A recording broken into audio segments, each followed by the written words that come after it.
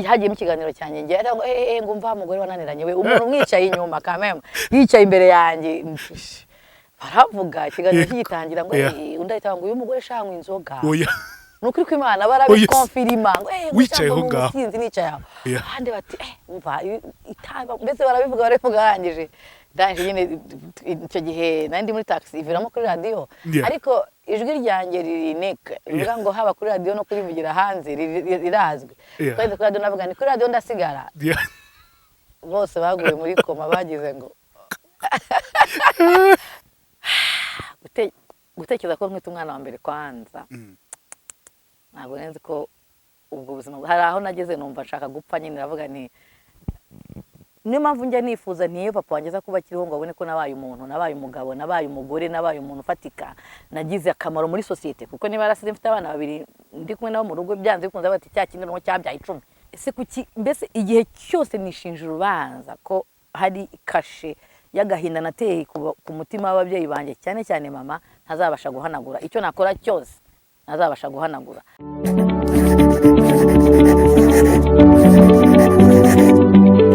Mbere ko nkomeza ikiganiro nyemera mbanze mbwire abantu bafite ibibazo bitandukanye mu buzima bwabo bwa buri munsi handi usanga bagira ibibazo by'umutwe ukaba wawita ngo n'umutwe udakira kandi nyamara hari ukuntu wakira ahandi ubabara umugongo amavi ndetse n'izindi ngingo zitandukanye ukumva muri wowe ntabwo bigenda neza ukaba wanagena paralize yaba imaze igihe gito cyangwa igihe kinini ushobora kuba uyu munsi nanone ufite umwana navuga ngo ufite ibibazo bitandukanye birimo autisme spino bifida cyangwa akaba afite cerebral palsy indwara navuga ngo itera abana kuvuka ijosi n'umugongo bidakora nyemera muri kano kanya nkubwire ko hari icyizere kandi icyizere navuga ngo cyatuma wongera kugaruka mu buzima.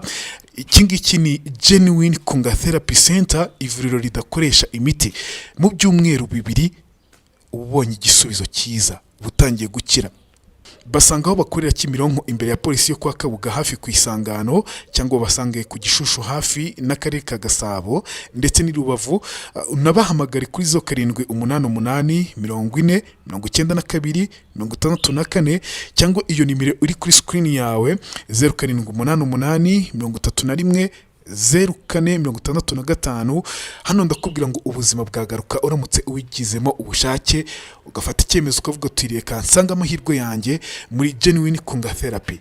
Genuine Kunga Therapy rero ubuzima bwawe ni inshingano zacu. Ikaze mu kiganiro inkuru yanjye ikaze muri Sunday Park ikaze by'umweko muri buno buzima cyane cyane ubuzima burimo umuryango wishimye burya ngo navuga ngo muzima. Uyu munsi ndi kumwe n'iki cyamamare muri kureba hangaha Jeratangiye kumwumva kera cyane kuri mikro za radio Rwanda. Gusobanura ko nshaje.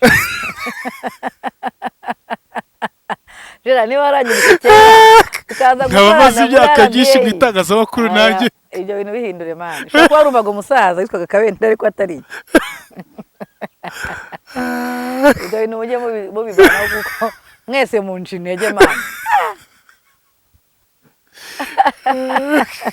Mbere ko dukomezanya nawe reka mbanze bwira abantu kwiguriraho bafite uburyo bushya bworohereza amakampani yifuza gutumiza mu mahanga bakagirana imikoranire ibintu bikabageraho vuba kandi ku biciro byo hasi cyane n'abantu bifuza gutumiza ibintu byinshi cyane icyarimwe nabo baraborohereza cyane bikabageraho kuri make cyane.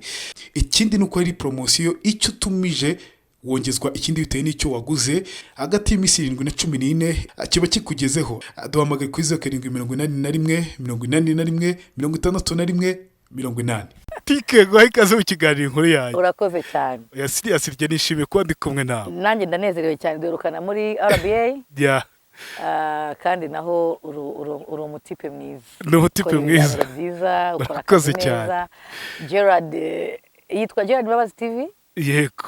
Inkuru yawe inkuru yanjye ni inkuru yanjye ntago ndi umukunzi cyane wo kureba ibiganiro bya YouTube ariko ndi umukunzi w'ibiganiro byawe akeshi nkunda guha compliment. Yego cyane uvuga ngo akeshi mu kiganiro cyane ndakira ko muri ibintu bikora ku muryango. Introduction uvuze ngo umuryango mwiza. Yego Iminsi mvuga ni duharanire kugira umuryango uzira ihohoterwa cyane. Ntago rero twagira umuryango mwiza tugifite umuryango urimo umugabo n'umugore bicana conflict z'imiryango zituma abana bacu bajya mu mihanda n'izindi. Mbere yuko ninjira mu nkuru yawe cyane cyane ko nafite n'urugamba rukomeye cyane rwo kubaka umuryango mwiza, imiryango mwiza muri kino gihugu, wenda no hanze yacyo, we never know, wasanga uzahagera cyangwa wanahageze. Tike, njye mu itangazamakuru gato cyane, ndabyibuka ntangiye kukumva, reka wenda sinibuka igihe icyo ari cyo cyose, igihe watangiye kuri radiyo Rwanda, njye nari ntaraza ibyo ari byose mu itangazamakuru. Uri umwe mu bantu navuga ngo binsipiye abantu benshi cyane mu itangazamakuru. Ndabyuka ahantu nigeze gukora ikizame gitangira kaminuza, icyo gihe wari ushyushye byatari nigeze kubikubwira. None wambaza ngo nuhe munyamakuru wemera, ndavuga ngo Tike Tijara Kabendera. Batumukundira iki? Urumva hari muri interview biraryoshye cyane, n'akazi narakabonye. Hari impamvu kuko urumva ibyo najyaga gukora byari talk show cyangwa ibiganiro bya entertainment. Icyo gihe wari umwe mu banyamakuru navuga ngo bagezweho muri rwa rwego rushoboka. Uyu munsi nabwo uracyagaragara cyane mu itangazamakuru.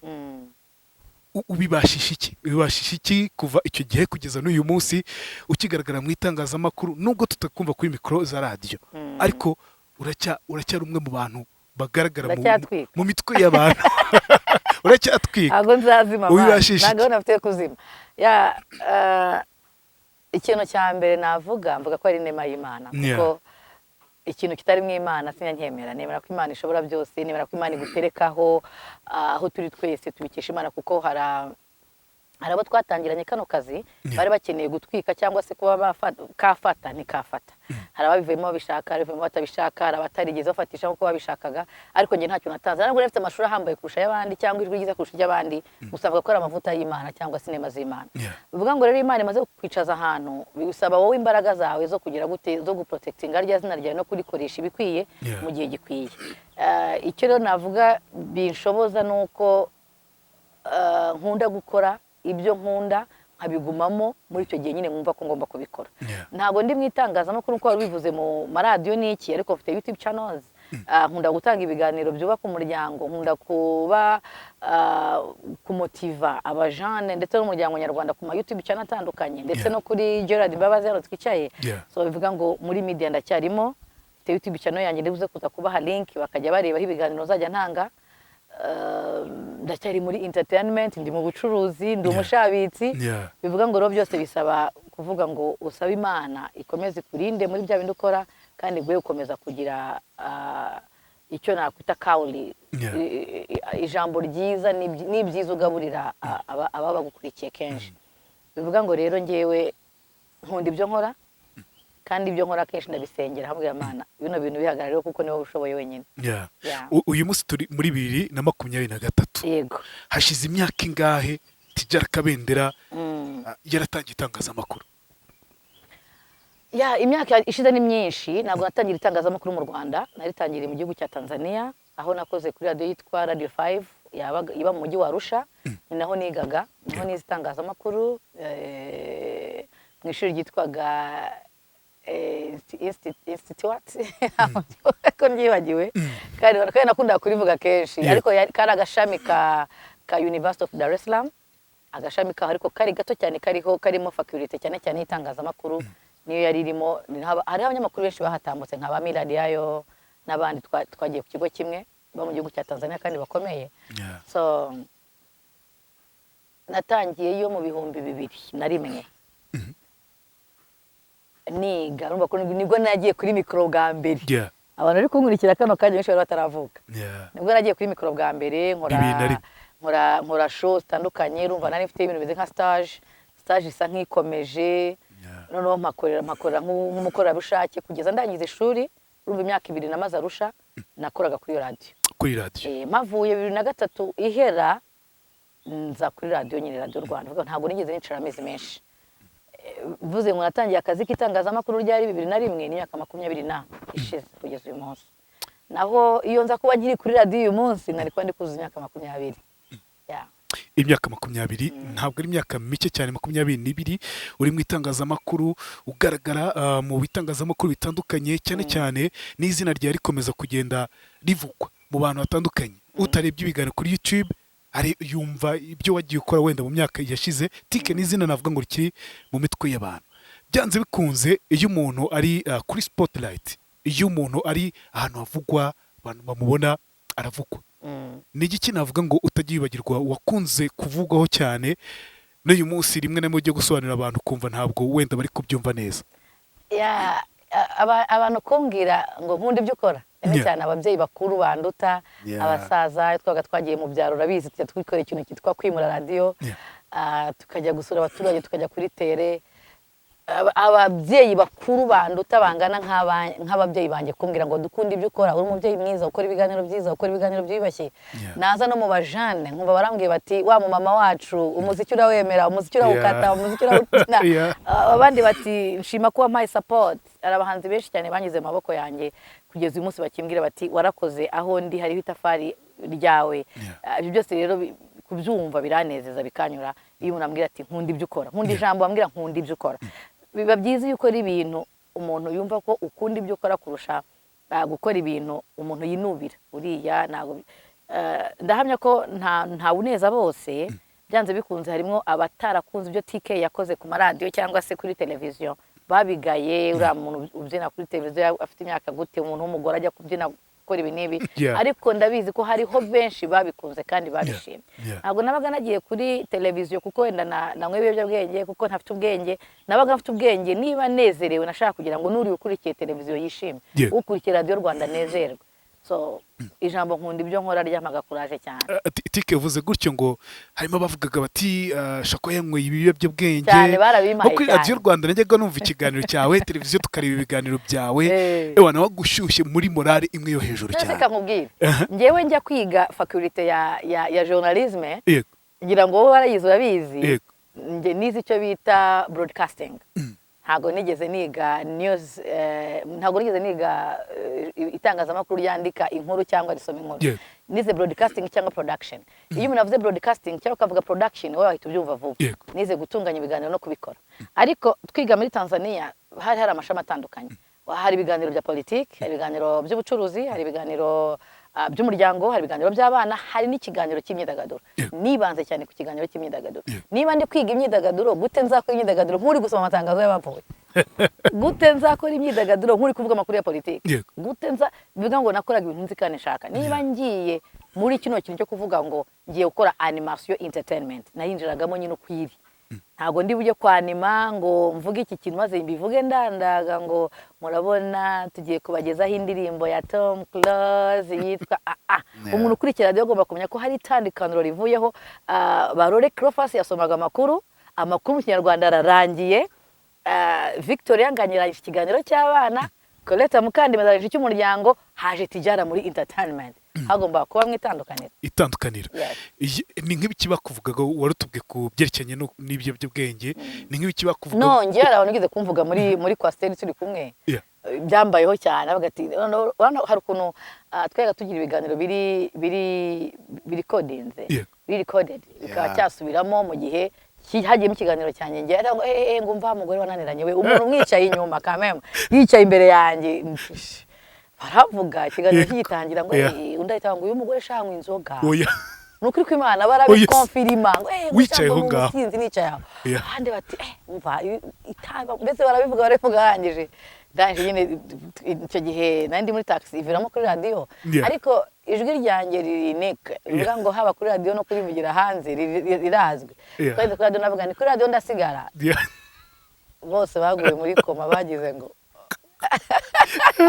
which one is not bad, kuko wari cecekese nari cecekese kigenda ntabumye amahane cyane.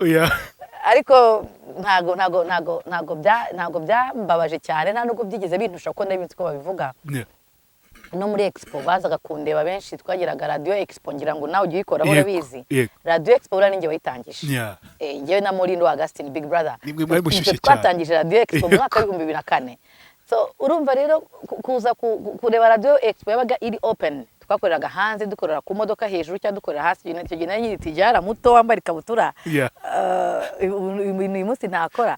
So twakoreraga hejuru ya Obivan. Ibaze Obivan mukicara hejuru ya Obivan, ho twakoreraga ahantu hose ari abantu baje kureba bose baje kureba Tijara. Abantu benshi bazaga bavuga bati tugiye kureba wa mugore w'umusinzi. Kandi ku myaka mfite hafi 50 nta kiyobyabwenge na kimwe kirinjira mu mubiri wanjye. Ndanywa itabi, ndanywa inzoga, nta kintu na kimwe kinjira mu mubiri wanjye. Iyo wumva bavuga ngo tijara unywa ibiyobyabwenge tijara unywa inzoga w'umusinzi. ntago nabavebaga kubera ko sosiyete nyarwanda ntago yari imenyereye umugore umeze nkanjye. Sosiyete nyarwanda ntago yari imenyereye umugore. Nagize amahirwe yo kwiga itangazamakuru muri Tanzania, ngira amahirwe yo gukorera biriya biganiro, kuko we niba ukurikirana ibitangazamakuru byo urabona ukuntu bakora. Baradusize cyane kuko bafite entertainment iri hejuru.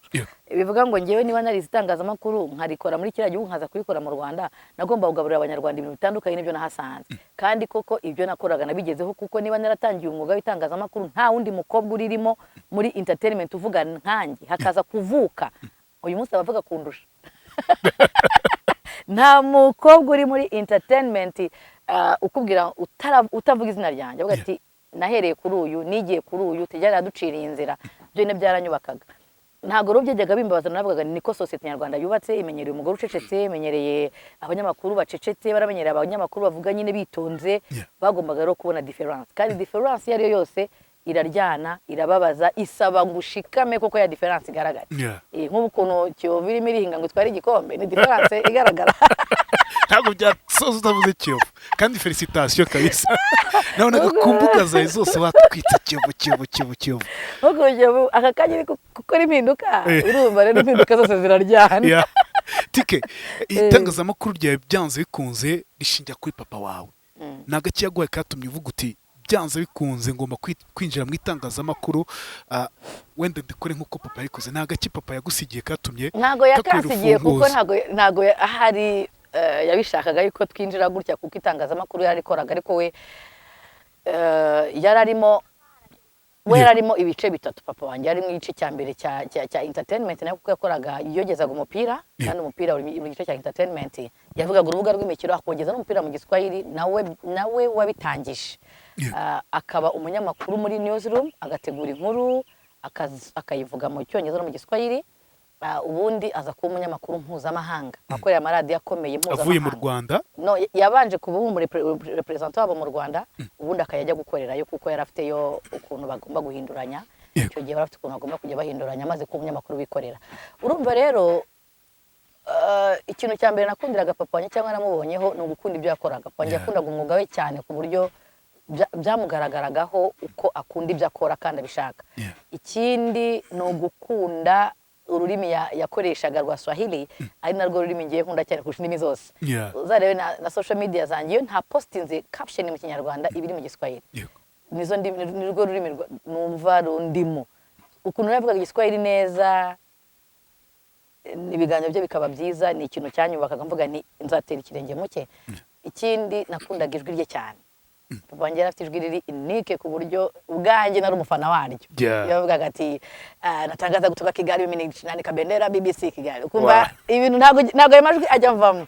Tumaze kujya Tanzania nabwo nandika bendera kutoka Bukoba Tanzania. Ukumva nyine ni ijwi rifite imbaraga. Wow, abagiye nza kuba ndi umuhungu nari kuba mvuga gutya tu na papa tu, ariko birangije nyine navuga niko gutyo bimeze. So I have to be strong because of him. And ngomba kumakinga him proud aho ari hose, kuko ninjiye mu mwuga we mvuga ngo Kabendera ni izina ritagomba kuzima kuri platform y'itangazamakuru.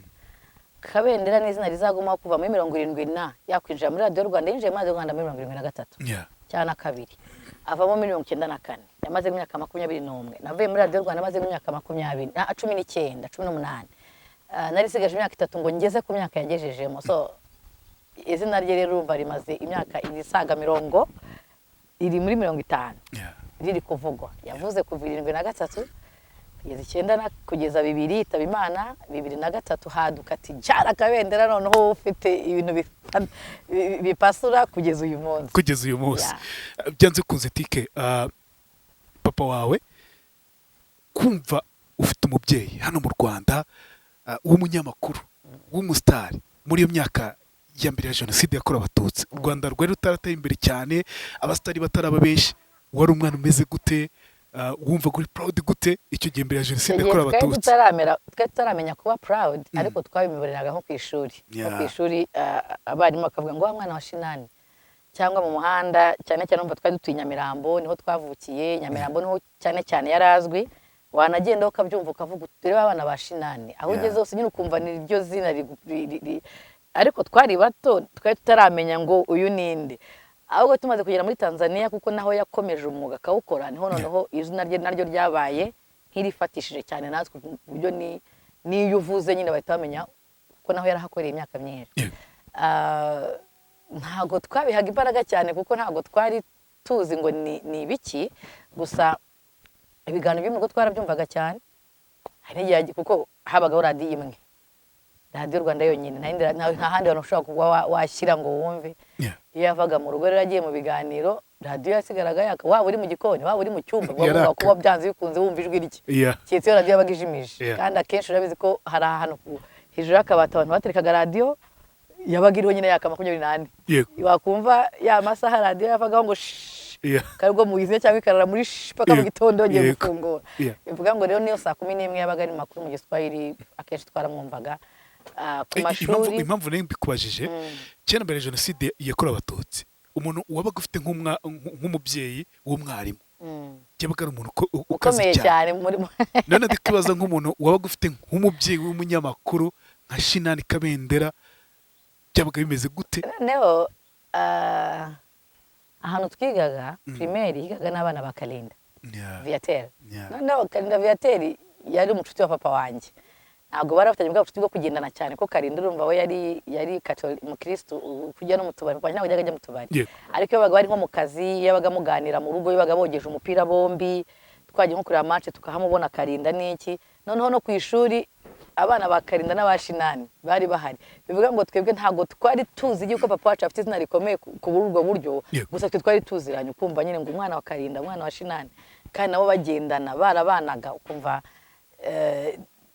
ntabwo twifata nko ibintu bikomeye cyane. Keretse nko muri quartier ikintu cyatwereka ko papa wacu afite izina nuko muri quartier niho inzu yacu niyo yayoboraga abantu bose. Nugera kwa Shinani kwa Rubangura, kwa Rubangura cyangwa kuko twari dutuye Nyamirambo, hariya ubu ngubu ni kuri station police Nyamirambo, ariko cyangwa twitaga kuri brigade. Nugenda uraviramo kuri brigade, nugera kuri brigade umuruke muri kakayira, nugera kwa Shinani tubaza bese bivuga ngo brigade kwa Shinani. niyo wamenyaga ko ari umuntu nyine uzwi, ufite izina rizwi. Yabaga yadutemberanya yatujyanye mu buryo bwo numvaga ngo mzekeye Istanbul. So ari ukabona nyine n'abantu bangana nkawe bazi izina rye. Byari byiza cyane. Reka twarikize mu rukundo, igice cyacu cya kabiri cy'ikiganiro, tuve mu itangazamakuru twarikize mu rukundo, tuvuye mu kazi. Umukecuru mwajya aracyakunda ariyo sho imbuga nkoranyambaga uratwika nkavuga aba ni abadoresa. Twebwe se turi adolescence muze wamonye. Mbwira kuba watubwe kuri hafi kujya mu myaka 50 y'amavuko. Mfite 40 se nka kwa 50 ukaba 50. Byanze bikunze ntabwo ari imyaka myinshi, ariko nta nubwo ari imyaka mikeya. Nge ni mike man, nge nyibara nka 25 yigira myinshi. Ndacyafite byinshi byo gukora. Izo vibes byinshi byo gukora. Mbwira uyu munsi umaze imyaka runaka ukundana, ariko umuntu akakubona wifotoza upostinga umugabo wawe, umuryango wawe, azifu ari gukiwubona, kiriya kintu gikora hehe? Nge nkunda kuba proud y'icyo mfite. Nkunda kuba proud y'icyanjye, nkunda kuba proud y'uwo turi kumwe, kandi ngashima Imana ko yamaye nyine umuryango, yamaye urugo. Ndi proud y'uko mfite nyine ari umugabo wanjye, nyine ari papa w'abana banjye. Ndashaka kwinjira muri love story yanyu. Mu makuru mfite nuko mumaranye igihe kinini cyane. Mwabonanye bwa mbere ryari, mukundana gute? 1996 cyangwa na 5, hera sinibuka neza. Nibwo twari tugeze mu gihugu cya Tanzania, bo niho babaga. Urumva ko twe papa yari afite nationality ya Tanzania, ariko akorera inaha. Mu gihe cya jenoside yakorewe Abatutsi rero twaje ku tariki 19 z'ukwezi kwa 4 ubwo twahagurutse i Kigali, twe twifashijwemo na za ambasade n'ibiki, kuko yari umutanzania, babizi ko ari umutanzania afite inkomoko muri Tanzania. Tubashije kugera muri Tanzania rero ahita akomeza akazi, akomeza ubuzima, natwe ubuzima burakomeza, dusubira mu ishuri. Urumva rero yahasanze imiryango yari asanzwe azi, yabanye nayo, yari asanzwe hagenda. Umuryango w'umugabo wanjye rero wari umwe mu miryango yabanye nayo, nk'uko twabyita family friend. Bari abantu babanye cyane, papa we babanye cyane, bagendanye cyane, urumva rero twahujwe n'imiryango mu kuhagera rero umuryango wari ufite umwana w'umuhungu n'undi muryango ufite umwana w'umukobwa. Ariko twabanje ikintu cyitwa ubucuti bwa hafi, best friend, ko twaragendanye cyane igihe kinini. Kaza mu rugo aje kundeba, nkajya iwabo njye kumureba, n'ababyeyi bakabona ko nta kibazo kirimo, ko twari imyaka yandutagaho imyaka, yego, ariko urumva ko twari turi muri generasiyo imwe, kugeza aho rero ho tubyaranye bwa mbere bwa kabiri. icyo gihe wari ufite imyaka ingahe utangiye gukundana nawe? nta myaka yari irimo, ni mike cyane. Uyu munsi bamukurikirana bakamushyira muri mike. wari ufite imyaka ingahe rero ntabwo imukurikirana? 10 mbyara umwana wa mbere 17. 17. Mu gihe gito mpita nuza 18. byanze bikunze ntabwo wabanaga nawe? Oya, aho twabanaga no kubana kabiri ntabwo twabanye. byagenze gute se kugira ngo wenda ku nshuro ya mbere ubyara ntabwo byabaye sakirirego mu muryango?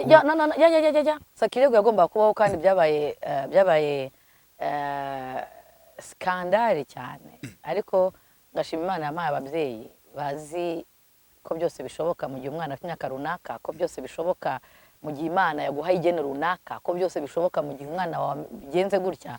Cyane cyane papa wanjye, rest in peace dad, Imana imuhe iruko ridashira, kuko ni umubyeyi wahagaze mu mwanya w'umubyeyi, aravuga ati nshyire hehe, sincukure muhambe, birarangiye se no. Akana kajya akunda kuvuga ati I know uyu mwana wanjye azavamo umuntu w'umugabo cyane, azavamo ikintu gikomeye, azavamo umukozi, azavamo iki, kuko ntabwo twamuciraho iteka ngo ubuzima burarangika. Ababyeyi bagomba kurakara, cyane cyane mama, kuko urabizi uyu mukobwa agize ikibazo cyo kubyarira mu rugo. Niyo mpamvu mfite ONG ivuga ngo muri ntuza dufitemo papasi yacu harimo gukumira inda ziterwa abana, kuko niba hari ubwo buzima nanyuzemo kuvuga ngo nshobora kubyara under age, n'abandi bana bashobora kubyara under age. Mu mashuri harimo abana baterwa inda babyara under age. Ibyo ngibyo ni ibintu umuntu aba yaranyuzemo azi. So icyo ngicyo ni ikintu kibabaza umuryango, cyane umugore. N'umugabo biramubaza kuko igihe usanga avuga ngo ni ikigoryi nka nyina, akitirirwa nyina. Ariko abanjye yarahagaze aravuga ati ntabwo nyina yamutumye gukora ibyo, ntabwo nyina yanze ishema ryo kuba yari umukobwa muzima. Ariko urumva ku myaka mike nari mfite, niyo close twari dufite n'iki, no kuba umuntu atarabasha gutekereza cyane. Ariko ibintu byose nemera ko ari igeno ry'Imana, kandi nemera ko Imana iguha ikintu kugira ngo kikwigishe ikindi. Nge ndahamya neza yuko responsibility nambaye ndi muto, yo kugira abana ndi muto, ariyo yangize uwo ndiwe. Ibyo ngibyo mbikubwiye, nambaye responsibility, nambaye nkagira abana ndi muto, niyo yatumye mba strong bigeze hano. Kuko natangiye gutekereza ngo reka nkorera abana banjye ndi muto, nta muntu uzaza kunderera abana banjye, reka ndwane ku bana banjye ndi muto cyane. Kuko nyuma yo kubyara umwana wa kabiri nibwo papa wanjye yitabye Imana, kandi nibwo bitigeze bigenda neza ku muntu twari twabyaranye, ko byanze bikunze mu buzima habamo umwe gucya undi agaca hano bitewe n'ubuzima umuntu arimo. Nahise nza mu Rwanda gushaka ikintu cyitwa inzira nifuzaga kunyuramo. Ngewe nifuzaga kunyuramo, niba ari ubutagondwa bwo mu mutwe, niba ari iki, nifuzaga kunyura mu nzira papa wanjye yaciyemo mu itangazamakuru. Numvaga mbishaka, n'uwari kumbwira ngo tujye kuguha akazi mu ijuru, numvaga nshaka kwicara ku ntebe papa wanjye yicayeho. Bivuga ngo rero ngewe kumusiga hariya nkavuga ngo nje mu Rwanda gukora ubuzima bwanjye, nicyo kintu cyatumye akenshi umwe aguma hano akaguma hano. Kuko naravuze nti byanze bikunze ngomba kujya mu Rwanda kandi ngakora. Ndarwana no kuvuga ngo papa wanjye yicaye he harya. Umunsi wa mbere nicara ku ntebe nkavugira kuri ya mikoro amarira yaraje. Kuko naravuze nti wow, ngeze ku kintu naharaniye imyaka yose, nishaka mfi. Umunsi wa mbere, yes. Ku munsi wa mbere birumvikana ko byaramarangamutima yanjye. Bivuga ngo rero icyo ngicyo cy'icyo naharaniraga bwa mbere, noneho ndavuga nti okay, mbigezeho, deja mfite abana babiri, kandi ntago ndi buhitemo gusubira inyuma ngo njye kubaka urugo. Ndashaka kurwana no kugira ngo nce mu nzira papa wanjye yaciyemo, kandi ndera abana banjye neza. Bivuga ngo rero imbaraga zo kuvuga ngo mfite responsibility ndi muto zatumye mba strong enough yo kugira ngo uyu munsi mbe ndi tijara wiyubaha. Nanze kwiyandika kubera abana, nanze sinze njya mu biyobyabwenge kubera abana. Sinigeze naravuga nti niba nahisemo kuzana abantu ku isi, reka ngwane no kubagira no kuzabagira abagabo. Icyo gihe uwo musore mwakundanaga, navuga ngo mwari mubyaranye umwana wa mbere, mwese mwari mukiri bato, ari wowe ari we, wari ufite imyaka 17 nk'uko watubwiye. uza no kubyara umwana wa kabiri byihuse cyane byihuse cyane Ndahekana. igihe kingana iki barutana imyaka 2. barutana imyaka 2 icyo gihe se byagenze gute mwari mufite urukundo rudasanzwe ku buryo n'ubu ngubu mwavugaga turarufite muti iyo tureba ntabwo urubona okay dushushanyiriza ikintu cyatumye wenda uvuga uti reka mbyara umwana wa kabiri oya ntacyo ntabwo byose uko biri ntabwo byize bitegurwa byanze bikunze urumva ko ni ikintu kibaye urirara nanone byanze bikunze urirara Yeah. habamo kwirara nicyo kintu buri gihe cyose iyo ndi muri FBF nigisha abana ni nubyara umwana wa mbere wiyandaritse n'uwa kabiri azaza byanze bikunze rero urirara ukabona ko ni nko kuvuga uti nta kosa mbese sinzi ukuntu nabikubwira ariko nanone bigasozwa no kuvuga ngo ni igeno Imana iba yatanze kuko niba hari ikintu cya mbere kintera ishema kintera umunezero kintera kuba ndiho kintera kuba umutima wanjye utera no kuba afite bari abana nta munsi n'umwe ndicara ngo ndegrete ko mfite bari abana nta munsi n'umwe ndicara ngo mvuge ngo kuki byagenze gutya never ever bivuga ngo buri gihe cyose baravuga nti wow ibyo bitagenda gutya ahubwo byari kuba bimeze bite so bivuga ngo byose biza mu igeno na destiny ya Nyagasana avuga ati wowe igitabo cyawe nka tijara kiranditse kiri hariya kandi iyo umwe ahagaze aha undi ahagaze aha mbona bansumba mbone ryo shema ryonyine mfite hano ku isi bivuga ngo rero ukuntu byaje kugenda ni nuko nguko ku myaka mike birabaye mu gihe cy'imyaka mike hajamo undi umuryango utarakira n'ibya mbere hajemo ibya kabiri noneho stress iriyongera ariko we nk'umwana you don't care wabonaga nyine urabona nk'umwana winjiye mu biyobyabwenge uyu munsi bamfatanira umujyi bakamukubita ejo bakamfatanira ukabona arimo agenda yongera ibindi ariko hari ikintu byanze bikunze ahura nabyo byo kuvuga ati ubundi ndi mu biki kandekera ariko impamvu ngeranyije ibyo ngibyo nuko ari ibintu byose bihura n'abana bari muri ya myaka ngewe rero niho hamfashe hariya ariko ntago nabyita bibi cyane shimira Imana kuri biri geno niyo destiny yari yampaye byahise ba mu gihe gitoro bibaye ni wacu bombi bashaka kubijyamo ngo tubane ku myaka mike ariko papa wanjye aranga aravuga ati umwana wanjye aracyari muto uko ibyo yaba yakoze byose aracyari muto ibyo kubyara kabiri ntabwo bimpa impamvu yo kuvuga ngo reka mufate mubazanire no abirwanaho mpaka yitavye Imana amaze kwitaba Imana rero nanjye ubwo ngubwo ubwenge bwanjye buri kuntuma kurera abana banjye ubwenge bwanjye buri kuntuma kuvuga ngo genda wicare mu ntebe iyi uzakora iki n'iki n'iki n'iki iyo mpita nshinga urugo kuri ya myaka mike simba naramenya agaciro ko kuvuga ngo umugore yikorera gute umugore akora bigenze bute umugore agomba kubigenza gute mba naragiye nyine mu kubaka urugo ku myaka 19 ko myaka 19 ngo netse umwana wa mbere mubyara nujuje 20 urumva rero ko ntago byari papa nyine wavuze ati ntago ibabo babyirukansemo cyane urabona umwana wawe wa kabiri bigende bite papa aravuga ati uko bimeze kose hoya ndavuze ngo hoya ntago biri bukunde mu ndekera abanjye gutya ari batatu n'abanjye iki papa wari ubwo ngubwo yitwazaga iki yitwazaga ko yari umugabo wize ashaka kugira umwana wiga umwana wanjye ntabwo arangiza kwiga niba hari ibyo arimo arakora akabivana mwibi byago ariko ntabwo ararangiza kwiga ntabwo wabaga ufite ubwoba uvuga uti uyu mugabo yaramuka ncitse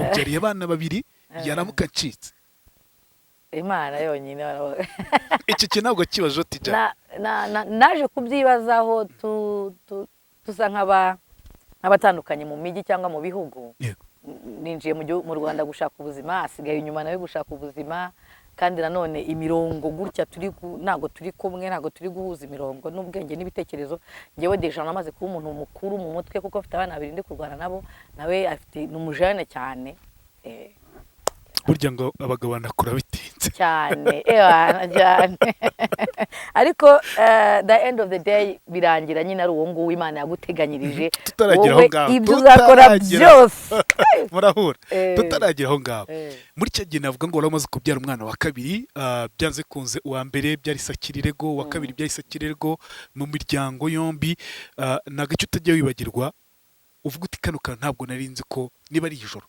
sinenzi ko rizacya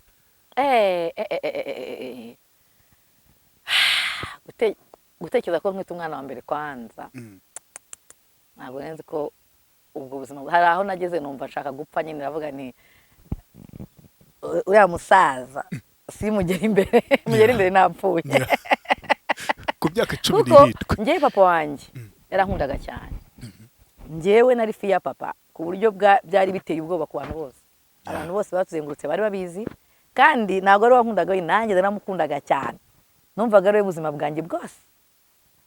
Naramukundaga cyane ku buryo numvaga binashobotse twajya twambarana, papa wanjye numvaga ari we kwa kundi umwana nyine muto yaba atazi Imana. Ni urugero, numvaga wenda ari cyo kintu gikomeye ku isi, kuvuga ngo habaho ngo Imana, ngo habaho perezida, ngo papa wanjye ari igitangaza. Yari byose.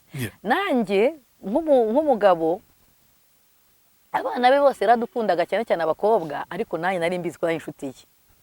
So kumva rero ngo agiye kubwirwa iriya nkuru yuko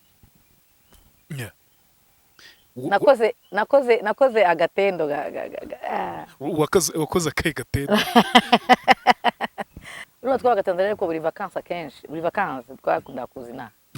Cyane cyane na mama inanga aracyafite umuryango. Muri icyo gihe nahise mpanga vacances yihuse, nababwira nti ngomba kujya mu Rwanda.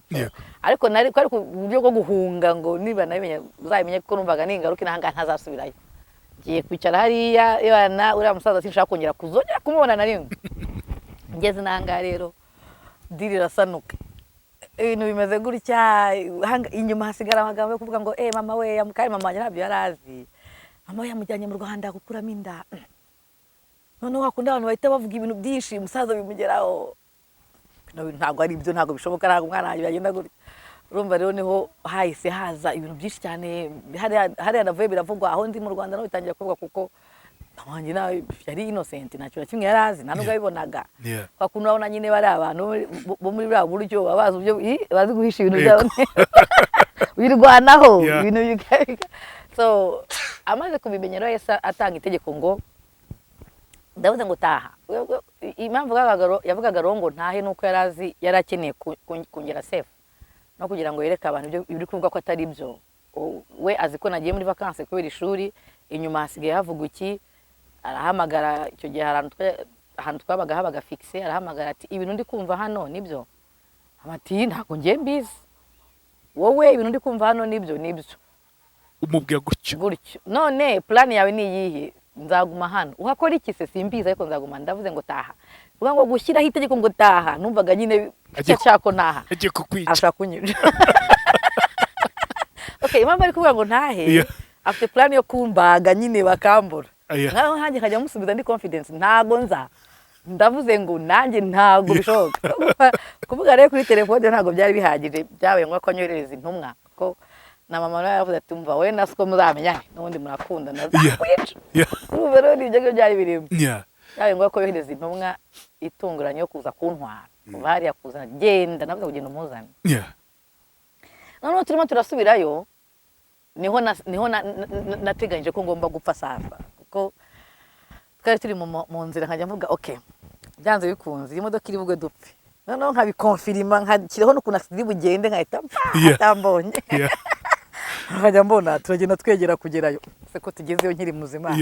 Kagenda bite ariko yeye numvaga ninamugera imbere umutima uhita uhagarara kuko ni ikintu kiba kirisakirire gutashaka ko wasobanura. Ariko byari bitandukanye kuko narahageze arandika ndaruhuka buracya nibwo yanyicaje nyine arambaza ati biti byagenze bimeze ntabwo amaje ngo bimeze bite nyine gute nyine. Icyo gihe ntabwo ufite icyo usubiza, akenshi uzareba abantu bakoze turatunyanga batabarwa n'amarira. Amarira ni aza mbere aho amarira yagutumye. Bivuga ngo rero akenshi iyo nigisha abana mbigisha ko wowe ubwawe ugomba kwirinda.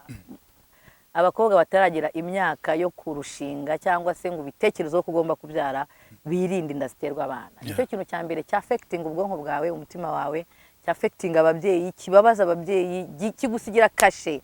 N'umwana uzabyara ufite kashe runaka yanditseho ahantu. Ugira ngo uzabyara umwana ufite amazina atandukanye, bireke ubanze wige ukore ujye mu muryango uvuge ngo ngiye kubyara ugira ngo utangire kurera nawe ubwawe uri muto.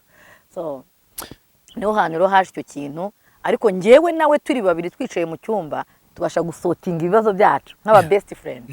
Turabisotinga. Kandi ubwo byamenyekanye nsigaje almost 1 week kugira ngo byare. Byamenyekanye nsigaje cyumwe. Nibwo papa yemenye. Nibwo umuryango wanjye bamenye ko ibintu byifashe iki ngiki kimwe ku buryo mu gihe cyo kwikanga ngo bimeze gutya umwana yaraje. Mu gihe cyo kwikanga ngo Yeah. byagenze gute Yeah. harya Yeah. cya uruhinja. Yeah. So ntago ari ibintu binejeje ariko Yeah. ntago ari ibintu binejeje, ibintu bibabaza ababyeyi cyane. Iyo utarabikora ngo binyuremo cyangwa utarabyara ubona ari ibintu byoroheje. Ni namwe mu mateka yanjye kandi adasibangana nashobora kuzasiba, ariko ni ibintu nyine iyo niyo nkuru yawe byanze bikunze. Ugize gutya rero watubwiye ko ku nshuro ya mbere umwana wa mbere umubyara ufite imyaka mike cyane, byabaye sakirirego ndetse wifuza gupfa, wumvaga ko byanze bikunze ari urupfu kuri wowe. Uwa kabiri byaje bimeze bite? nayo n'indi story tuzashakira undi mwanya, ariko urumva Lotipe rega nayo yari yiraye cyane, yabonaga ari yabonaga umusaza yarabyoroheje nawe akajya abona ibintu byoroshye nyine, ariko nanjye nkabona ese yari yaho ntabwo byari byoroshye, kuko noneho n'iwacu ho umunyarwanda avuga ngo amagambo ashira ivuga. Yashize ivuga gusa, umusaza arakomeza araprotectinga, kuko icyo gihe cy'umukecuru yararakaye cyane cyane, ariko ku buryo no kuvuga ngo ebana, ariko ntabwo yarakaye, yarababaye kuko nari namubabaje kandi bigaragara. Ariko n'umusaza kugira ngo protectinge ni kwa kundi nyine ukunda umuntu cyangwa ikintu ukavuga uti reka amagara nayo mu mafuti ye, yahagaranye nanjye mu mafuti yanjye kugira ngo yerekane ko nta cyabaye ariko cyari cyabaye. Noneho yavugaga ati se ko ari uwanjye nyine ubyaye ikibazo arakirigata, mushyire he mugire gute.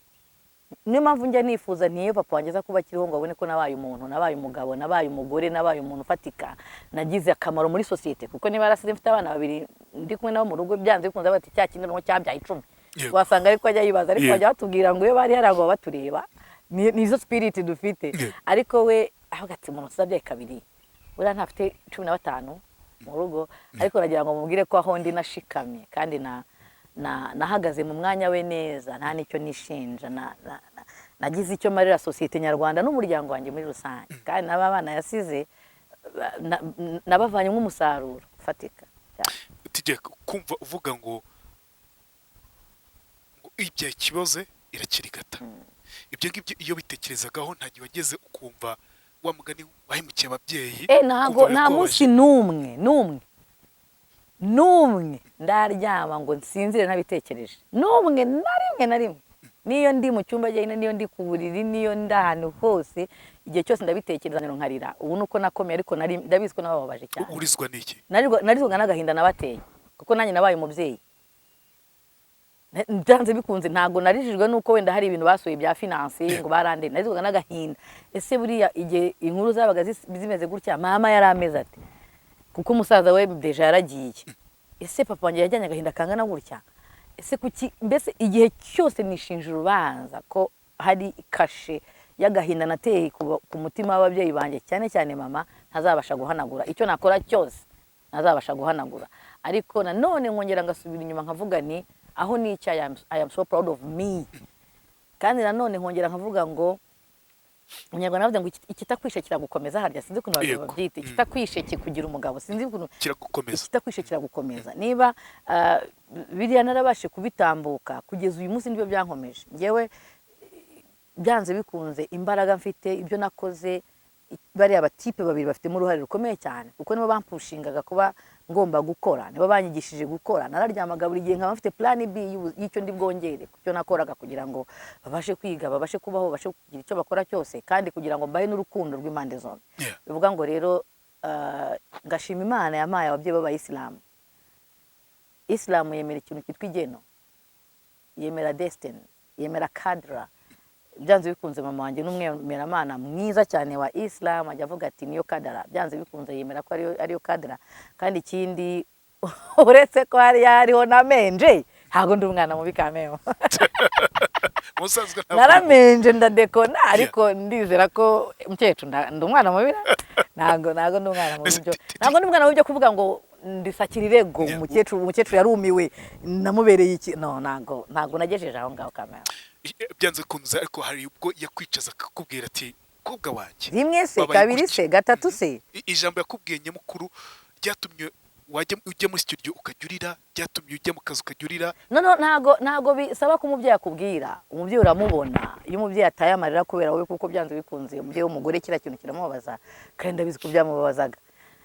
Ariko iyo uri umunyamafuti igihe cyose ushaka ikintu kikudefanda, ariko nanone burya umwana ni ikintu cy'igitangaza cyane. Umubyeyi arakurakarira byose, ariko iyo abonye umwana hariya nyine nabikoraga niga nabaga nzi ko ndi bujye ku ishuri nkamusigirana, agomba kumusigarana nyine bagasigara bamenyana gahunda zabo. Kugeza uyu munsi ni inshuti bariya bana inshuti ze cyane kurusha jyewe, ni inshuti be cyane kurusha jye, ngo barabanye mu buto niga njya rusha arabasigarana, n'ubu ngubu mbana nabo. Urebye muri telefone zabo bahamagarana cyane, amaudio menshi arimo muri WhatsApp, ibiki byose, n'uri bahanze mu mahanga umuntu ambaza cyane niwe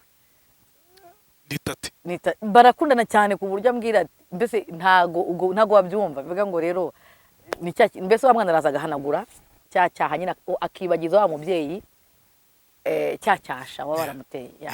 Nese waje gusubirana n'uwo mwabyaranye nyuma y'imyaka ingahe, bigenze gute? Almost ingahera kandebe ni myinshi ni 20. 20 akabakaba. Icyo gihe byagenze gute rero? Ni destiny, ni Imana igarura umuntu nyine, ni destiny. Kwa kundi umuntu avuga ati ni wowe Imana yangeneye. Ese bite mada, uraho meze neza? Ibi ngibi warimo byararangiye, nawe byararangiye, cyarano turera abana kahita bigenda gutyo. Ariko urumva nyine wenda hari ubuzima umuntu aba yaranyuzemo izi nzira, unakanyura muri izi, ariko icyo Imana yahuje nawe ugitandukanya. Hari igihe ugera ugasanga harafunze, nawe ugera ugasanga amahwa menshi, mugasubira inyuma kugira ngo muze mwongere mutangire inzira, mugahura hano hagati mugakomeza urundi rugendo. Niko rero ibyacu byagiye. Bwa mbere musubirana se ntabwo byaguteye ubwoba? Vuga uti se oya, ntabwo byanebwa kuko navuga ko twamenyanye ari imiryango iziranye cyane, kandi bana niwo rwose ibyo byose byabaye. Imiryango yacu ntigeze ibura ku bana. Umwe ari muri iki gihugu, reka twatandukanijwe n'ibihugu, mwajya muri iki, ndajya muri iki, uretse gukora ibye, ariko imiryango yacu yagumyeho ari imiryango yacu. Abana bakagenda bakakora amashuri, bakajya mu biruhuko, bakajya mu rugo, bakajya iwabo, bakajya mu rugo, bakajya iwabo. Imiryango wabo urabazi cyane. Ngo rero twasanga turi abantu tuvuga tuti imiryango nawe niyo nageraga hariya warazi ko uyu nguyu ni wa wundi wa kanaka, nanjye nawe bahura nawe kumva uyu nguyu gutyo. Bivuga ngo rero kuza guhura nawe ntago byabaye ibintu bihambaye cyane, kuko aho we ku giti cye yaviriye mu mahanga yari arimo agasubiza ubwenge ku gihe, nanjye nkava mu byo nari ndimo ngasubiza ubwenge ku gihe. Twese tumaze gukura, abana bari he, ni bana yarasanzwe babona kenshi, ni bari ni bakuru, ngomba kubaka urugo, nta rundi rugo yari yarubatse, nta bundi buzima yari yaragiyemo. So hari ukuntu ujya mbabona ku mbuga nkoranyambaga mwifotozanya, akana ko mu jisho niko bakunda kuvuga. Iyo mwifotoza kuriya, niki kiba kiri inyuma mu mutima wawe? Niki gikunda kuza inyuma iyo ushyira amafoto nk'ariya ku mbuga nkoranyambaga? Umugabo wanjye ndamukunda cyane. Ndamukunda cyane ku buryo sinzi ukuntu nabivuga, kandi nawe ndabiswa nkunda. Ndabiswa nkunda, ndabiswa nyubaha, ndabiswa nkeneye, nawe ndamukunda, ndamwubaha, ndamukeneye.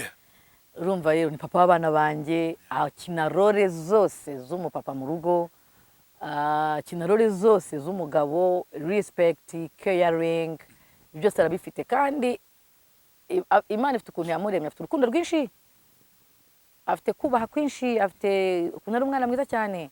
Noneho byagera kuri njyewe bikikuba inshuro nyinshi, kuko njyewe arankunda ndabizi. So iyo turi muri ibyo byose rero nta buryarya burimo, ntazibana zitakumanya amahembe, nyine turasubizanya mu rugo tukaganira, akavuga nkavuga, ariko ibyacu birangirira aho ngaho. N'abana bacu bamaze kubimenyera, bamaze no kutumenyera, n'abantu tugendana barabizi. Nyine ntago twe turi babandi bihishira kuvuga ngo he umugabo araje, ibyacu byose bibera aho, ibyacu byose bibera hariya hose. Ariko njyewe personal nkanjye TK umutima wanjye nukunda uriya mugabo cyane. Mujye mukozanyaho cyane njyewe, kuko nyine ntago noroje, ariko nyine nta ibaze ibyo myaka yose tuziranye, twabyarana umwana wa mbere wa kabiri kugeza uyu munsi, nta munsi n'umwe arankoza n'urushyi n'umwe, cyangwa se ngo ambwire ngo nwa. Ubwo ngo hari n'igihe biba byagenze ukuntu kuvuga ngo ariko ugasanga nyine ngiye ya kamere yanjye iraje, kandi batari kuba muzima. Bivuga ngo mbese utuntu twose we atumanura hasi, kandi imyaka ye yose. Bivuga ngo rero ni umuntu nshimira Imana cyane ko ko yamushyize mu buzima bwanjye, ni umuntu nshimira Imana cyane ko yamugize papa w'abana banjye, ni umuntu nshimira Imana cyane ko hari ubuzima twabanyemo ku myaka mike, afite 20 na afite 10 tukaza kubana afite 50 afite 40, bivuga ngo rero ni umuntu nshimira Imana ko dusazanye, twarabanye mu busore mu bujene tukaba dusazanye. mwabanye mu bwana twabanye mu bwana mu busore mu busaza. So shimira Imana ko mufite. Tike, wumva ari nka gute umuntu yakubaka urugo rwiza? We wabaye umuntu navuga ngo watangiye gufata inshingano uri umwana utaraba wenda n'umuntu mukuru, uri umwana ukiri muto cyane, kuza kugeza aho ukuze uri mu myaka ufite uyu munsi. Ufite na ONG ishingiye by'umwe ku muryango, ku gukora umuryango mwiza, kubaka umuryango mwiza yaba ari umwana ndetse n'ababyeyi. Yego. Wumva umuntu uri kuturira muri kano kanya waciye mu nkuru zitandukanye z'urukundo, yakubaka gute urugo rwe rwiza? Niba ari umugore yitware gute? Niba ari umugabo wumva ari iki yagakwiye kwitwararika cyangwa kwitwaraho neza ku mugore we? Nkunda kuvuga cyane ko urugo igihe cyose ruzashingira ku gusenga. Igihe cyose urugo niyo basezeranya mu rusengero, ahariho hose babwira ko urugo rushingira ku gusenga. Kuko burya urugo ni ikintu cya mbere Satani akunda cyane, kuko izi ko ni Imana irukunda. Imana ikunda aba bana barashakanye, Imana ikunda urugo, bivuga ngo na Satani izahangana nawe kugira ngo irusenye. Bivuga ngo rero kugira ngo mwebwe mwirinde bya bindi bizaza gusenya urugo rwanyu, mugomba kubishingiraho cyane, mugomba gushingira ku Mana cyane. Ntabwo rero Imana izaza ngo ihagarare mu rugo rwanyu ngo muryame mvuge ngo kuko dusenga dufite Imana byose bizakorwa. Imana yaduhaye ubwenge, yaduhaye amaboko, yaduhaye imbaraga yo gukoresha ibindi birenzeho ku ruhande. Nimara gusenga urugo rundi ruzashingira ku kintu cyitwa urukundo, kuko burya urukundo rupfundikira byose. Umuntu ukunda ntabwo uzamubabaza, umuntu ukunda ntabwo uzamukomeretsa, umuntu ukunda ntabwo uzabura kumwe, umuntu ukunda uzamuha byose. Bivuga ngo rero nugira urukundo, mwese mukagira urukundo, ngiye nkunda umugabo wanjye, wowe ukunda umugore wawe, mukabana mufite urukundo, umuntu ukunda uramwubaha. Bivuga ngo nukunda umuntu uzamwubaha, nukunda umuntu uzamwizera, nukunda umuntu uzinda kumubabaza. Bivuga ngo rero hahandi hose hashingira kuri ibyo. Akenshi urugo rusenyuka rutubatse neza ruba rwabuze ibintu bibiri, ruba rwabuze Imana n'urukundo, kuko ibindi byose biza bishingira kuri ibi ngibi. Ikindi nkunda kubwira abagore bahari uyu munsi, bakunde gukora cyane, kuko bakunde gukora nubwo baba binjiza igiceri ku munsi mu rugo, ariko umugabo akaba avuga ngo hari ikintu mugenzi wanjye ari bwinjize mu rugo, mwese mugafatanya. Kuko byanze bikunze urugo rushingiye kuri bya bindi nkubwiye, ariko na finance igomba kugira uruhare rukomeye cyane mu rugo. Umugabo navunika cyane ntabwo azaneza, ntabwo azaseka kabiri. Umugore navunika cyane azinuba. Bivuga ngo mwese murahurira ku kintu cyitwa gusenga, urukundo no gukora. Mwese mufatanye kuvuga ngo ndinjiza iki, ndakora iki, ndabigenza gute, ibi byose. Ariko urugo nyarugo rukomera rushingira cyane ku gusenga ndetse no gukundana. Byanze bikunze nimukundana, nkuko naye nkubwiye, nkunda umugabo wanjye cyane. We afite ukuntu ari protected cyane. Igihe cyose ahora aharanira igituma ntababara, aharanira igituma ntari buteseke mu nzira mu muhanda. Mbese niba ari n'urukweto ruri hariya ntabasha kurwihereza, yumva agomba guhita rumpereza. Ni ibintu bimubamo, bimurimo, kandi kuva kera niko aremye. Nanjye mba ntekereza nti n'umugabo uko bimeze kose, umugabo igihe cyo cyose, igihe cyose agomba kubahwa. Ntago ugomba gushoutinga ku mugabo muri mu bantu, kubwira nabo umugabo bimeze gutya. Hari kamere muntu bihari, ariko ugeze ku mugabo wawe ugomba kwitwara gute. Bivuga ngo rero niba mukundana hazamo ikintu cyitwa icyubahiro kizaza, gufashanya bizaza, uzirinda kumukomeretsa kubera ko umukunda. Igikunda umuntu byanze bikunze uramurinda. Bivuga ngo rero abantu bashaka kubaka icyo kintu bazakigendereho cyane, avuga ati niba nkunda umugore wanjye nzamurinda iki, niba nkunda umugabo wanjye nzamwubahira iki, nzamurinda iki. Ni nayo mpamvu washinze ONG. Ni ONG ishingiye ku muryango twakomeje kuvugaho. Ni ONG yitwa gute, wayishinze kubera iki? ONG yitwa FBF mu magambo ahinnye, wayirambura ikaba Family for Better Future. Iyi ONG yaje ikurikira ONG zindi nagiye mbanza kujyamo mbere zanjye, ariko ntizite zifata, kubera ko buryo ushaka kubaka ikintu ugenda ukora akakanga ko akareka ugakora gutyo gutyo gutyo, ariko ikintu cya mbere ngiye nashingiyeho nuko nkunda umuryango cyane cyane cyane. Natangiye nshaka kwibanda ku kurinda urubyiruko ibiyobyabwenge kuko ni ikintu nanga n'umutima wanjye wose numva narugwanya, mfite imbaraga ku isi ariko narazibuze, nabuze n'icyo nakora kuko byaratunaniye twese, ari amahanga, ari isi, ari ubuyobozi dufite, byaratunaniye. Vuga ngo ni akantu gato kari muri ONG yanjye, ariko igihe nayo mfite ONG yagutse yo kurwanya ibiyobyabwenge mu rubyiruko, ariko ukabona ntabwo bikunda. Ikindi kintu cya kabiri natangiye nkubwira ko wenda cyaba kiri muri story y'ubuzima bwanjye cyane, ni ugukumira inda ziterwa abana. Abana barakomeza gutwara inda ari bato, umwana w'imyaka 15, 16, 4, 3. Iyo ugeze mu byaro usanga abana b'imyaka 12 bafite abana 12 aratwite, yatewe inda nande n'umutipe wo ku gasantere, umutipe wo kuri butike wamuhaye irindazi. Ariko waza gusanga byose ugasanga aho rushingiye ni conflit z'imiryango. Umuryango utekanye uzagira abana beza, umuryango utekanye uzagira urubyiruko rwiza, umuryango utekanye bivuga ngo conflit z'imiryango, ihohoterwa ribera mu muryango, kutumvikana kw'ababyeyi. Umubyeyi hari ngo hano hanze zitagihari kubera ko umubyeyi umwe yishe undi arafunze, undi arashyinguye. Babana bari he? Bari mu muhanda. Hari umwana utishimira kumva papa buri munsi ataha kubita ibikombe, akubita amacupa, ati uyu munsi natahara twica, none uyu munsi mama naza urajya he? Hari umwana udashaka kubyumva, agira imyaka 9 akajya mu muhanda, avuga ati reka zino nduru nzisige nigendere.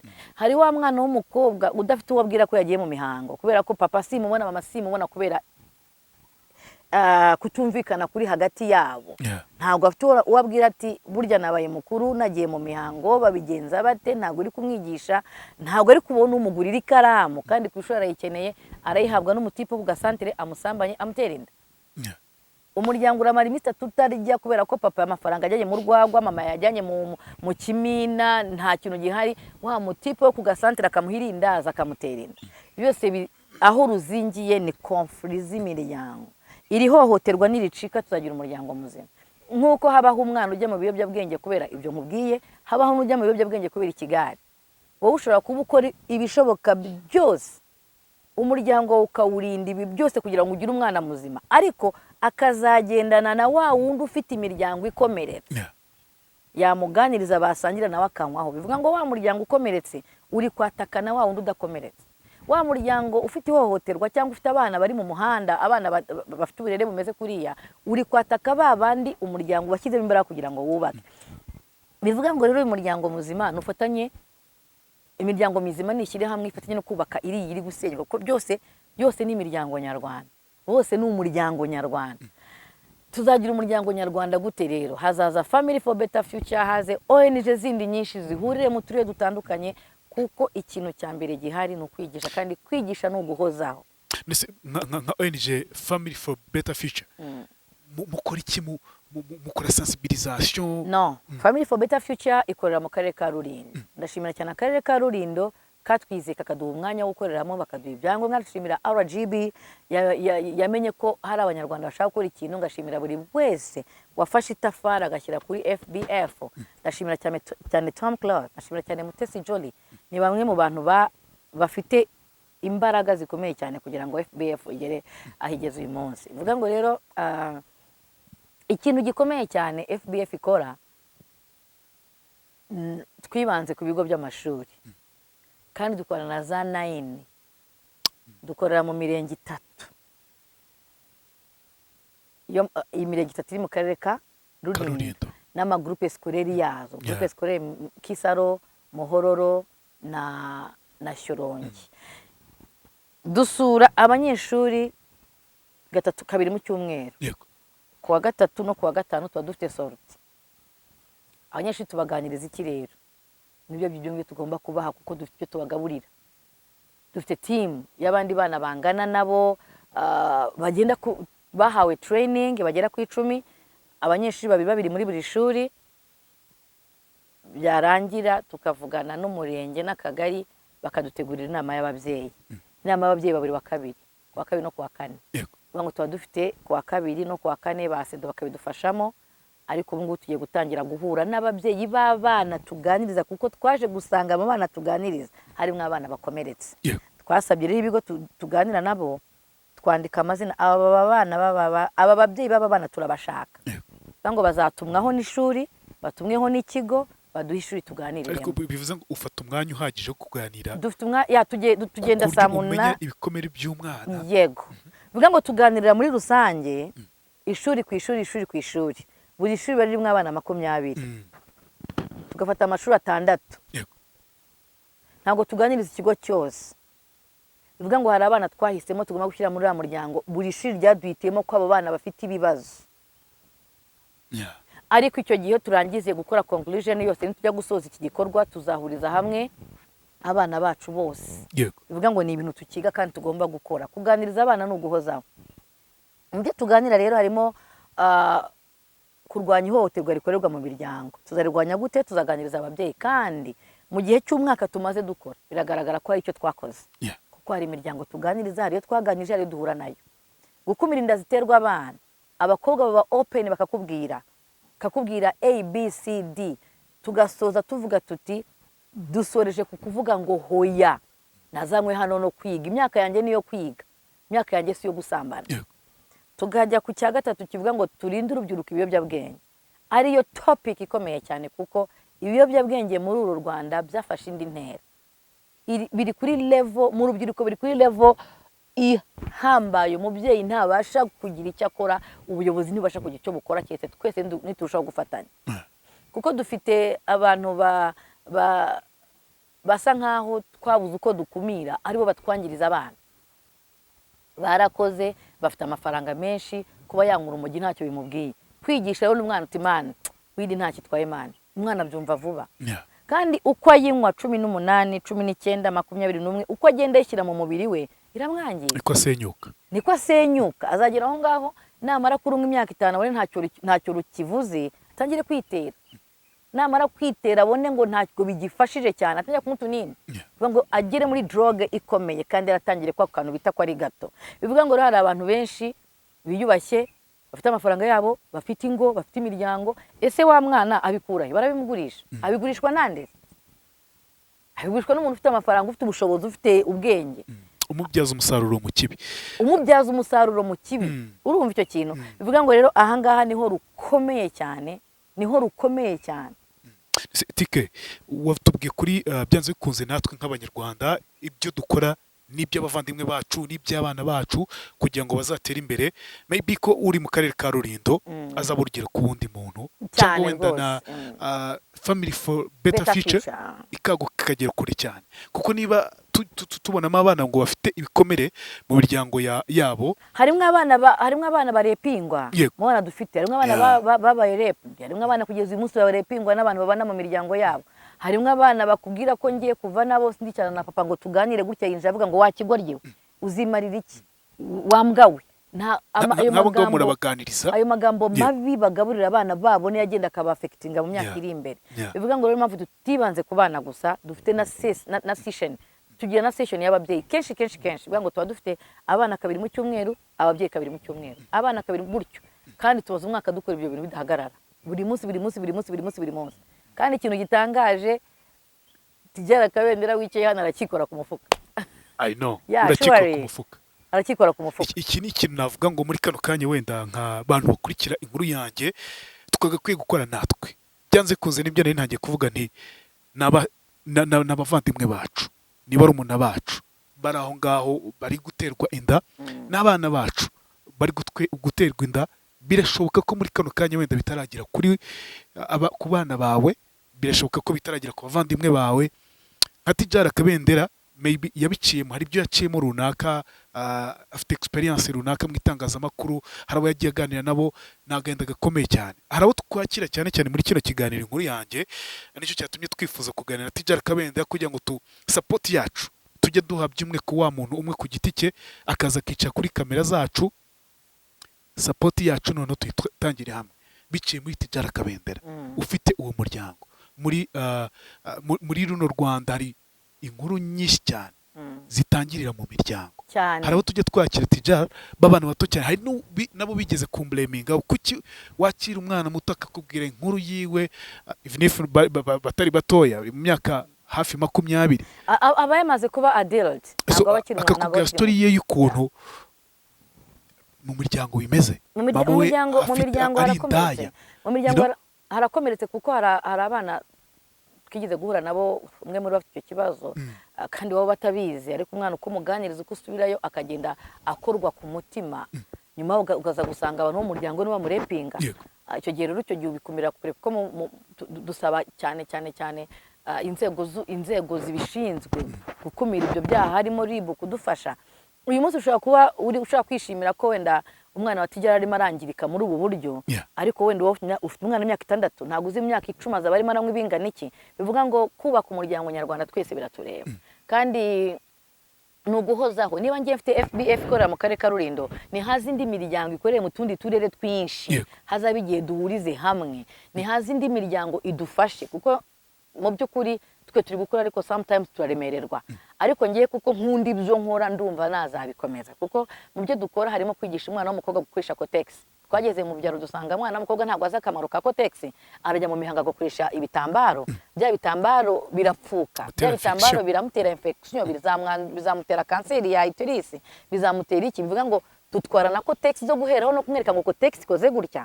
Ushaka kwemera ko izo Kotex tuzigura amafaranga yacu, dushobora no kugenda umuterankunga bavuga ati ngeza yamaha Kotex buri uko mugiye, dutanga ibikoresho by'amashuri, dutanga amakaramu, dutanga iki. Hari batubwira ati nzayambagurira karibira buri uko mugiye, hari abavuga ati nzayambakorera iki n'iki. Ariko turashima Imana ko FBF igifashijwe wenda na TK Shop akanyungu dukuramo hariya turakajyana hano tuyikoraho. Naravuze niba mfite hano ibyo nkora, ariko byanze bikunze hari igihe bizagera aho ngaho ndemererwe. Hari ministeri zibishinzwe hazamije prof niba dufashe, hari imiryango yindi itegamiye kuri leta ifite ubushobozi burenze ubwacu niba dufashe, kuko twese icyo tugamije uyu munsi ni ukubaka umuryango nyarwanda. Nta kintu kibabaza umubyeyi nko kubona umwana wamutwite afite imyaka 17 nkuko nabibabwiye. Tubyamagane, wa musore wamuteye inda arihe, warakomeza kwiga ariko umwana arimo arangirika. Nta kintu gitera agahinda nko kubona imiryango igira ihohoterwa kugeza aho umubyeyi umwe yishe undi, kandi mwazahagomba kubaganiriza bigashira. Nta kintu kibazo umubyeyi nko kubona umwana wawe bakubwira umwana winjiye mu biyobyabwenge, umwana wabyaye waramureze uzi ngo nzamukuramo ikintu runaka, ariko bakazamukuzanira afatanywe ibiyobyabwenge. Wenda nawe utarubiza ukaba surprised, ukavuga uti bino bintu bibaho. Nohereje umwana kwiga, nohereje umwana gukora, nohereje umwana kugira gute, kumbe ibi ngibi nibyo arimo. Bivuga ngo twese nk'umuryango duhurize hamwe, duharanire kugira umuryango uzira ihohoterwa, dukumire inda ziterwa abana, twamagane ibiyobyabwenge mu rubyiruko, kandi birashoboka. Reka dusoreze ahangaha aka kantu unyemerera gashyira imbere ku muntu uri kutwumva muri kano kanya kugira ngo abashe kubyumva. Tidjara yaciye mu buzima butandukanye, ariko aravuga ati byanze bikunze ngomba kurinda umwana w'umukobwa n'undi wese uwo ari wese kwinjira mu bintu avuga ngo bidakwiye, guterwa inda akiri muto, kwinjira mu biyobyabwenge. Ati ndifuza kwikora, uyu munsi ari kwikora kugira ngo afashe abo bose. Mureke natwe tumufashe. Tidjara Kabendera kugira ngo wenda umuntu afashe gufasha abo bana, iyo miryango. Dore nimero ya telefone niba bishoboka twagusangaho. Nimero ya telefone reka nshyireho yandi y'akazi. Yego. Isanzwe ariyo dukoresha muri TK Shop. Ubwo ashaka kunyandikira message nayibona, nkaba namuhamagaza yanjye, cyangwa se nkaba namusubiza bitewe n'ibyo yanyandikiye. Ni 0788 31 46 38. Iyo niyo nimero yanjye, nimwe wenda nimukire kiganiro rekira hasi. Niyo nimero yanjye iri ku kazi, uwaba uri ku kazi yayitaba, cyangwa nanjye akambona gusa asize ubutumwa bahita iyo mageze bamugo ubutumwa ngahita ngiye muhamagara. Ariko ni nimero wabonaho service za TK zose, yaba TK Shop, TK Cosmetics n'izi ngizi turimo za FBF. Ndashaka Tidjara kubijyanye na FBF bahita baguhereza muri office yanjye tukavugana nta kibazo. Muri kano kanya wenda hari umuntu navuga ngo waciye mu buzima butari bwiza, uyu munsi akaba ameze neza. Ashobora kuba wenda yaratiwe inda akiri umwana muto cyane, ariko uyu munsi ameze neza. Birashoboka ko aciye mu biyobyabwenge runaka, ariko uyu munsi ameze neza. Birashoboka ko yarwaje we atigeze arwara iyo ndwara, uyu munsi umuryango we wariyubatse umeze neza. Yifuza wenda ko yakora igikorwa runaka cyo kuba yafasha umuryango, yafasha uwaciye muri ibyo bibazo byo guterwa inda akiri muto cyangwa kujya mu biyobyabwenge. Tidjara arari kugira ngo abibafashemo, ababere ikiraro. Muri kano kanya uwifuza rero kuba yamufasha mobile money, first of all mobile money nicyo cya mbere kugira ngo Tidjara azenguruke muri ako karere mu mirenge itandukanye afashe abo bantu, afashe iyo miryango, ahura n'abantu bakomeretse bagiye bahura n'ibibazo bitandukanye kubera imiryango mibi. Baze gusura urubuga rwacu rwa Instagram rwitwa FBF akarongo ko hasi Rwanda, yanike FBF/Rwa. Areta haza page yacu, harajyaho ibikorwa tuba twasuye, no kuri page yanjye private ya Dada Kabendera akarongo 150 akarongo 155, naho hariho ibikorwa tuba twakoze. Turi kuri Twitter FBF Rwa, turi kuri Facebook ndetse no kuri LinkedIn, bivuga ngo hose turahari ku mbuga nkoranyambaga. Dufite na website nayo ni FBF, ni Family for Better Future. Byo birarambuye neza, Family for Better Future. Byose ashobora gusanga ibikorwa dukora, ariko icyo tugamije twese, urumva nanze kuza ntafite ibyo mabwira, nje kubabwira maze umwaka nkora. Nago ngira ngo hari abantu benshi bagiye bambwira ngo ariko se turabona ubya mu byaro wazaje tukakora inkuru, abwira ntacyo ufite mbwira abanyarwanda kano kanya, nzaza mfite ibikorwa bifatika nakoze. Ntewe ishema no kuza kubwira abanyarwanda ngo maze umwaka nkorana n'abana, maze umwaka nkorana n'umuryango nyarwanda, uyu munsi nanjye nkeneye imbaraga zanjye, nkeneye imbaraga z'umubyeyi. Umubyeyi wese wumva ko kuba umwana w'umunyarwanda yatwara inda itateganyijwe, umubyeyi wumva ko umwana w'umunyarwanda atagomba kujya mu biyobyabwenge, umubyeyi wumva yuko atashyigikiye ihohoterwa, wese twashyira hamwe tugakora. N'uwaza akavuga ati nkeneye kuzajya njyana namwe, nawe turamwemerera akaza akareba uko dukora kuri tere, nawe agatanga inama ze. N'uwaza akatubwira ati ndifuza kubaherekeza, nanjye nkajya kumva ibyo muganira, turi tayari kubwira ngo tuzakorera hamwe umunsi uyu n'uyu n'uyu, uzaze rwose tugenda. Uyu ni Tidjara Kabendera yakubwira ku byerekeranye na Family for Better Future, akaba ari ONG yashinze kugira ngo afashe by'umwihariko urubyiruko bishingiye ku mateka yaciyemo. Uyu munsi afite ahuriye n'ubuzima bwe, reka tumusapotinga, tumufashe bigende neza. Tidjara, wakoze cyane kubana natwe, kandi warakoze cyane kwitangira umuryango nyarwanda. Murakoze cyane. Rimwe na rimwe usanga usenyuka kuko utabonye ndetse inama. Uzanarebe ibiganiro byinshi ntanga keheje ku ma YouTube menshi, akeshi nibanda ku muryango nyarwanda. Captions z'amapost yanjye ku Instagram akeshi zivuga ku muryango nyarwanda. Ni ibintu bimbamo, ni ibintu nkunda, ni ibintu numva nakora, ni ibintu nkumva nahura nkunda umuryango, nkunda ikintu cyitwa family, kuko umuryango ni ryo pfundo ry'ubuzima bw'abana bacu bejo hazaza. Nge ndi umubyeyi ufite abana 4, bivuga ngo niba ndi kurwana kugira ngo abana banjye tubashyire muri ziranzira, nta n'ikintu kimbabaza no kubona naganiriza umubyeyi aje kumbwira ko afite umutima ukomeretse kubera ari mu rugo rubi, umugabo amukubita, bimeze gutya mu rugo. Ibyo ni ihohoterwa. Umubyeyi akaza kukubwira ati ngewe umwana wanjye, ibyo ni ihohoterwa. Umubyeyi akaza kukubwira ati ngewe umwana wanjye aratwite ku myaka 18. Ibyo byose nibyo turi kwirinda. Bivuga ngo rero n'ababyeyi be kwirara, ababyeyi be kwirara. Hari umubyeyi wirara akavuga ati ngewe ndi perfect, ndi pasiteri, ndi shehe, ndi umubyeyi mwiza, ndarera neza, ndabizi neza ijana kujana mu rugo rwanjye nta kibazo kirimo. No. Abana turi kubyara baraturusha ubwenge, abana turi kubyara baraturusha digital, abana turi kubyara baraturisha aho isi igeze uyu munsi. Bivuga ngo abana bacu bari kujya mu biyobyabwenge rwihishwa, abana bacu bari gutwara inda rwihishwa, abana bacu bari guhohotera abandi rwihishwa. Bivuga ngo twese dukanure, turebe umuryango wacu turawuganisha he. Dukeneye abana b'abanyarwanda beza. Muri 1994 u Rwanda jenoside yahagaritswe n'abajana. Nyakubahwa Perezida wa Repubulika yataragiye imyaka 40. Abari bamukurikiye bose bari abajana.